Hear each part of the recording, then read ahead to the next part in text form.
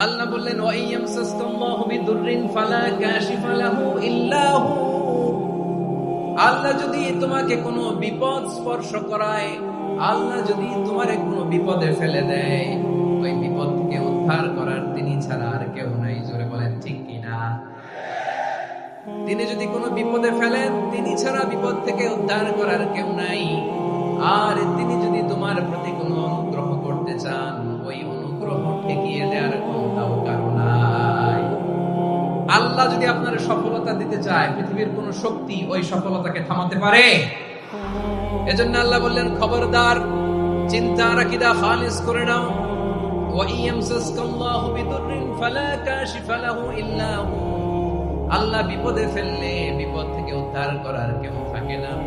আর আল্লাহ যদি তোমার প্রতি দয়া দেখাতে চান, অনুগ্রহ